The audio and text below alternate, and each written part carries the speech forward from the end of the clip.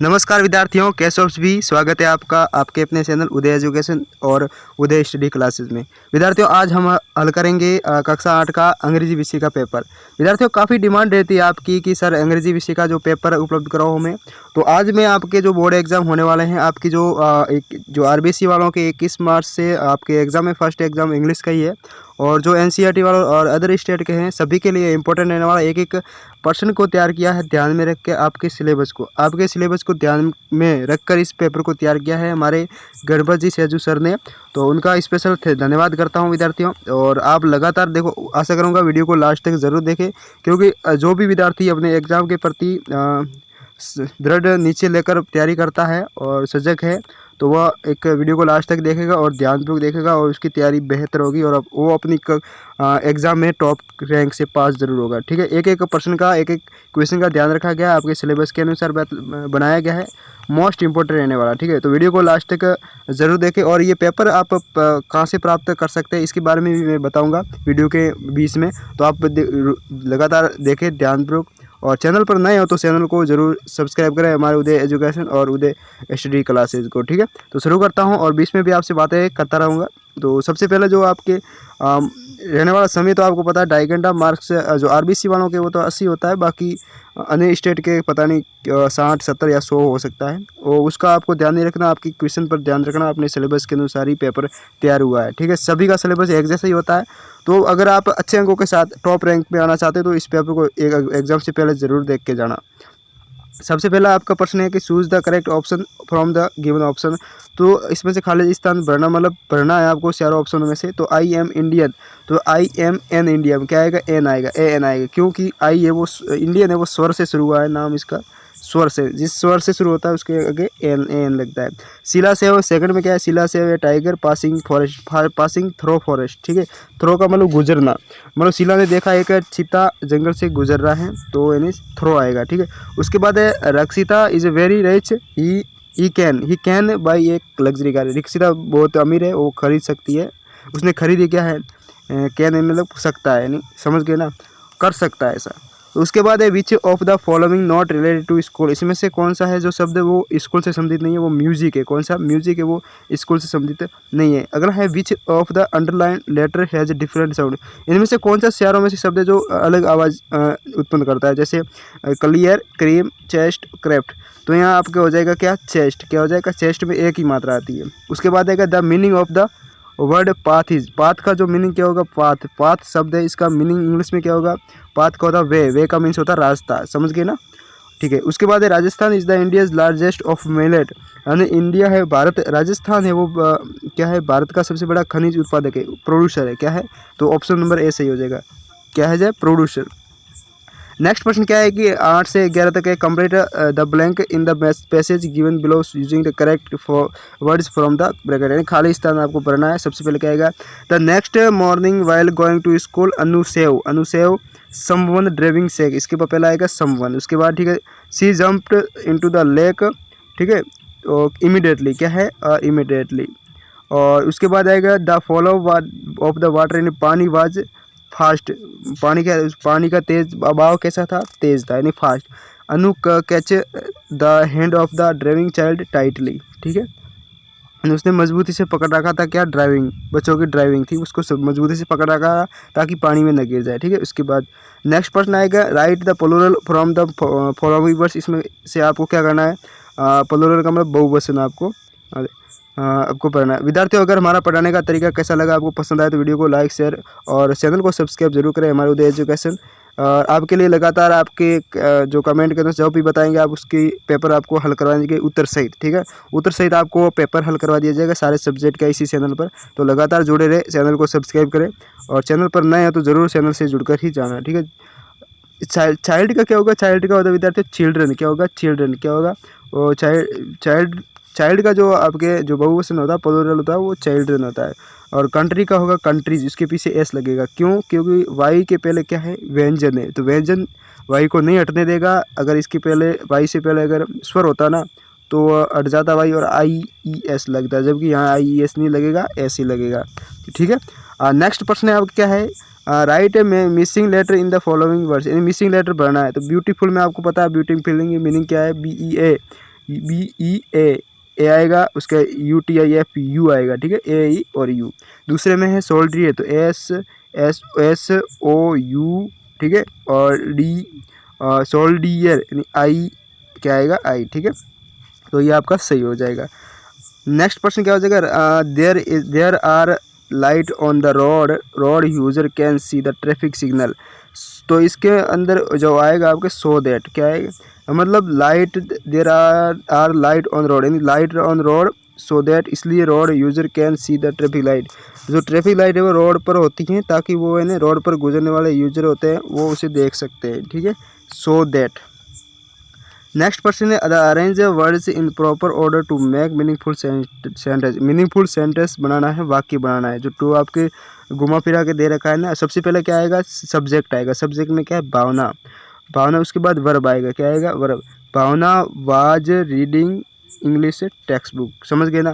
पहले आएगा भावना, उसके बाद आएगा भावना वाज, उसके बाद रीडिंग इंग्लिश टेक्स्ट बुक। उसके बाद यहाँ नेक्स्ट में इसमें भी सेम दे रखा है, the sun rise in the east यानी सन सूर्य वो पूर्व में उदय होता है। तो द सन इज राइज उदय होना, द ईस्ट पहले सब्जेक्ट आएगा, उसके बाद वर्ब आएगा, उसके बाद ऑब्जेक्ट आएगा। ये इंग्लिश का मीनिंगफुल सेंटेंस है। Fill in the blank with the help of the words given in bracket. तो इनमें से आपको खाली जगह भरनी है।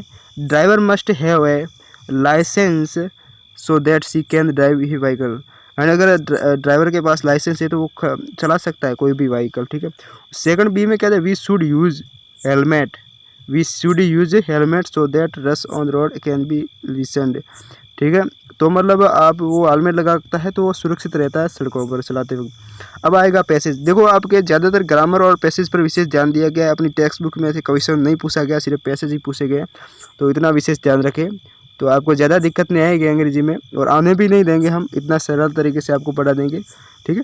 अब आपको पैसेज में क्या करना है कि पैसेज में read the passage carefully the end answer the question given below. तो सबसे पहले क्या करना है, आपको पैसेज को ध्यानपूर्वक पढ़ लेना है, उसके बाद पैसेज में से ही आपको उत्तर निकालने हैं, ठीक है। तो आप ये आपको पैसेज पढ़ना, तो मैंने आपको रोक कर वीडियो पैसेज पढ़े, उसके बाद देखो ये पूरा पैसेज है, ठीक है। और उसके बाद मैंने क्या है कि उत्तर उसके साथ में दे रखे हैं, ठीक है। तो पहला प्रश्न है क्या, where is the yellow national park. तो द येलो नेशनल पार्क कहाँ है, आपके श्रीलंका में। कहाँ है, श्रीलंका में। उसके बाद है how many species bird of are found there. तो 130 कितने हैं, 130 स्पेसीज, इस 130 प्रकार के पक्षी हैं वहाँ पाए गए जाते हैं येलो नेशनल पार्क में। उसके बाद तीसरा है what did the people observe about elephant and Patna गला बीच। तो people observe 3 elephant running away from here, ठीक है। अब नेक्स्ट है आपके 8वां में क्या है, how did the 2 dogs of Galle behave for tsunami. इसका उत्तर आएगा the 2 dog Galle did not for their daily run on the beach. इसके बाद है सेकंड में what is the name of beach located inside Yala national park. The name of the beach inside the park Patanangala, ठीक है। मतलब yellow national park कहाँ पर है, उस स्थान का नाम बताना है, तो उस स्थान का नाम है पटना गला, ठीक है। तो ये स्थान का नाम, ये पैसेज के अंदर ही दे रखा है, आपको पैसेज में से सारे के सारे क्वेश्चन ढूंढ के निकालने, कहीं याद करने की आपको ज़रूरत ही नहीं है। उसके बाद है right the opposite word from passage for the belonging words. यानी आपको ऑपोजिट विपरीत अर्थ लिखने हैं, इस पैसेज में से दिए हुए, लेकिन हमने आपको उत्तर दे रखे हैं। आउटसाइड का होगा इनसाइड, और नाइट का होगा आपके डे होगा, क्या होगा, डे। अगला है, अगला भी पैसेज है, 3 पैसेज आएंगे, आपको बहुत केयरफुली ध्यानपूर्वक पढ़ना है, उसके बाद उत्तर देना, ठीक है।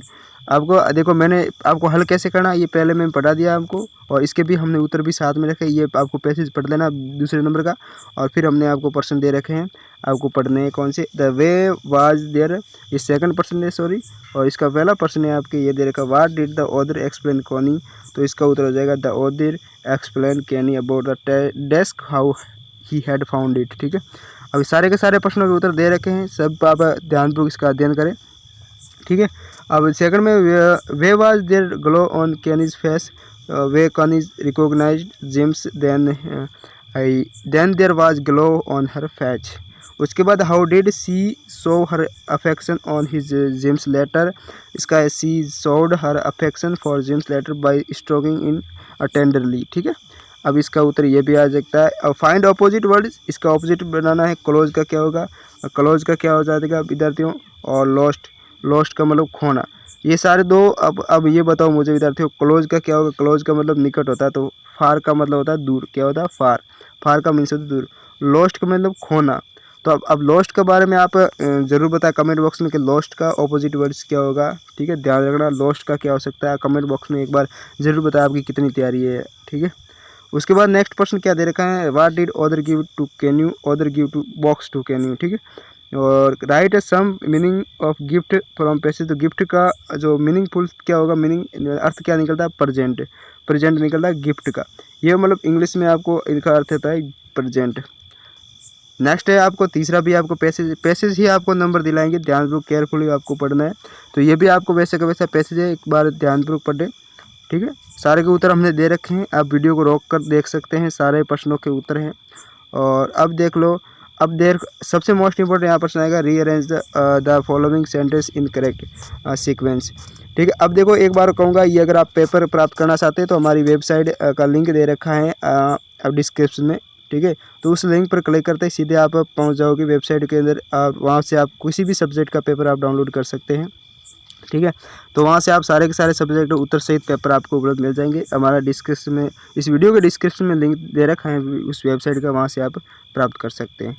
अब देखो इसका रीअरेंज में करना है तो सबसे पहले क्या आएगा, इस चारों ऑप्शन में से सबसे पहले कौन सा आएगा, a bee had fallen down in the water. एक जो क्या है, बी यानी मधुमक्खी पानी में गिर गई थी, तो इसका पहला आ जाएगा ये वाला। ठीक है, ए बी यानी एक मधुमक्खी पानी में गिर गई थी।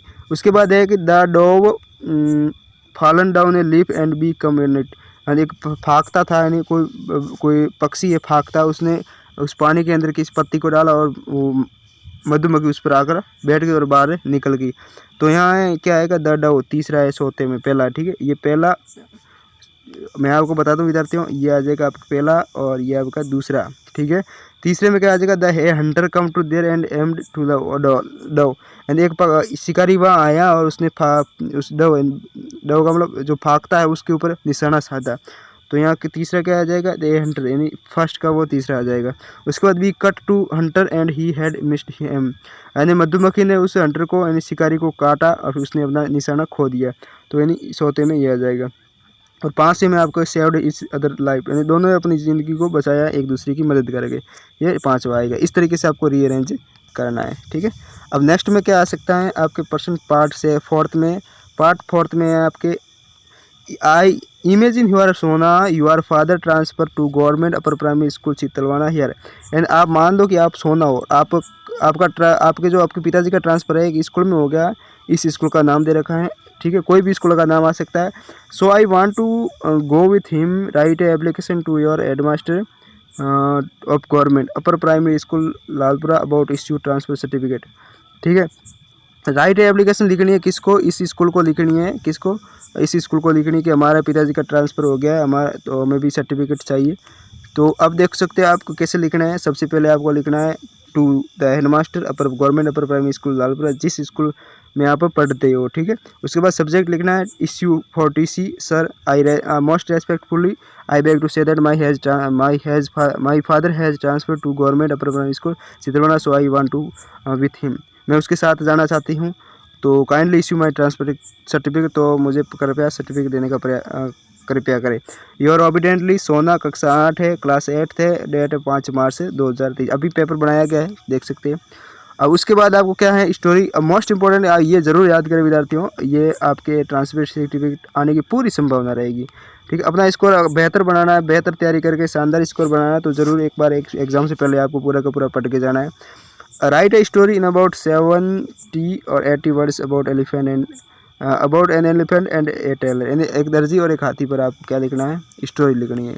एक दर्जी और एक हाथी पर एक स्टोरी याद जरूर करें विद्यार्थी, ये सारी पूरी स्टोरी हमने दे रखी है, वीडियो को पॉज करके आप ज़रूर देखें।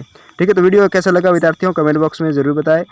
हमारे पढ़ाने का तरीका अगर आपको पसंद आया हो तो वीडियो को लाइक शेयर कमेंट और सब्सक्राइब जरूर करना सबसे पहले। ठीक है, तो फिर मिलते हैं। और ये पेपर अगर आप प्राप्त करना चाहते हो तो लिंक दे रखा है डिस्क्रिप्शन में वीडियो के, वहाँ से डाउनलोड कर सकते हैं। ठीक है, तो फिर मिलते हैं अपने एक अगले वीडियो में, तब तक बने रहना हमारे चैनल पर और चैनल को सब्सक्राइब जरूर करें हमारे उदय एजुकेशन और उदय स्टडी क्लासेस को। धन्यवाद, जय हिंद, जय भारत।